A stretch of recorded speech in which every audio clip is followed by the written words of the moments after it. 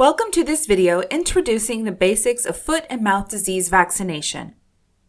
We will cover how and why foot and mouth disease vaccines might be used in the event of an FMD outbreak in the United States, the challenges associated with foot and mouth disease vaccination, and how biosecurity and vaccination can work together during an outbreak to protect your animals.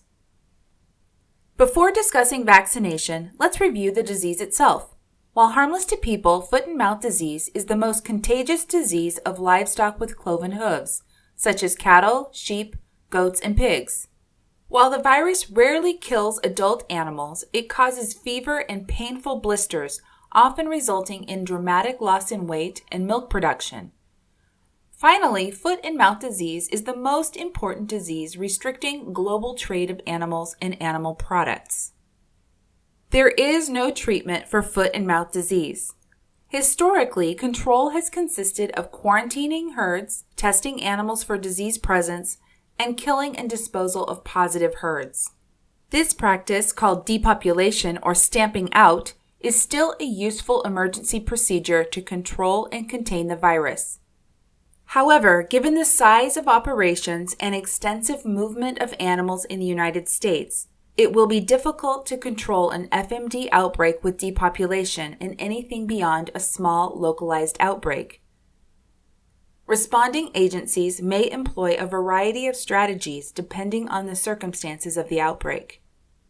As an outbreak grows involving more animals, more operations, and a larger geographic area, the response may shift away from using only depopulation to including the use of vaccination. There can be significant advantages to including FMD vaccination as part of a response. The main advantage of FMD vaccination during an outbreak is that it helps protect the health of your animals. FMD vaccination reduces and may eliminate clinical disease and increases resistance to infection. In addition, because it reduces virus shedding, vaccination may slow the spread of the outbreak, giving responding agencies a chance to stop the spread of the disease more quickly. With the large, concentrated dairy and swine herds and beef feedlots we have in the United States, slowing and ultimately stopping disease spread quickly can dramatically reduce economic losses to the industry. Vaccination can also reduce the number of animals becoming infected, thus reducing the number of herds requiring depopulation.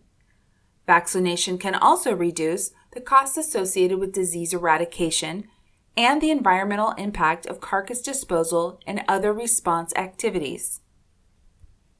The usefulness of FMD vaccine can be seen when comparing two different outbreaks in 2001, one in Uruguay and another in the United Kingdom. The countrywide vaccination program used in Uruguay was extremely successful at controlling and containing the FMD virus. Uruguay only depopulated about 7,000 animals, resulting in an economic loss of less than $400 million. The United Kingdom outbreak, where vaccination was not implemented, involved depopulation of some 10 million animals with estimated losses of $12 billion.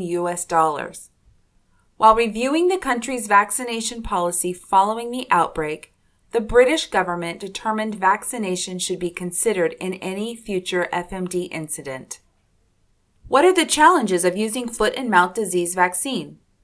If it is so good at helping control disease outbreaks when they happen, why aren't we using it before an outbreak occurs? Perhaps like we use calf hood vaccination to prevent brucellosis or pre-breeding vaccines in swine. USDA APHIS does not permit routine pre-outbreak FMD vaccination, and as a result, the U.S. enjoys FMD-free without vaccination status, a highly favored trade status that would be lost with vaccination. Regular FMD vaccine use would result in trade restrictions to U.S. exports, potentially resulting in losses of up to $7 billion for the U.S. dairy industry, $6.3 billion for the beef industry, and $5.6 billion for the pork industry. Another challenge is that while vaccination increases disease resistance and reduces clinical disease and virus shedding, some vaccinated animals may still become infected. Some of these animals may look healthy and yet still be shedding virus. In addition, it may take at least several days before partial immunity occurs and longer before complete protection occurs. Lastly, vaccine protection is short-lived, and vaccination would need to be repeated every 6 to 12 months to be protective.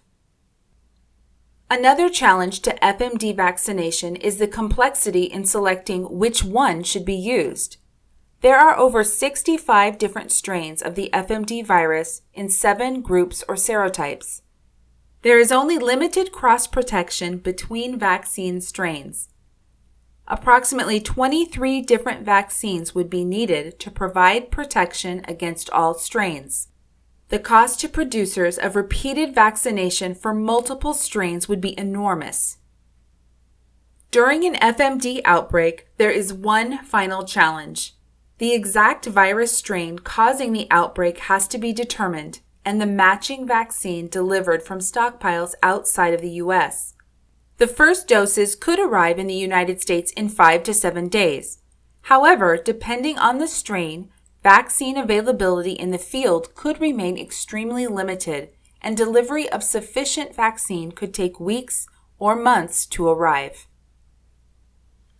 Prior to and especially during an outbreak, the most effective action producers can take to protect their herds from exposure to FMD is to implement consistent biosecurity procedures.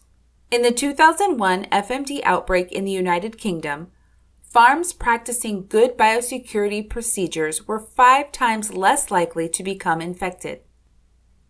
Ultimately, it is best to think of FMD vaccination as one of the strategies the U.S. could use to limit the spread of virus and protect animals from foot and mouth disease during an outbreak.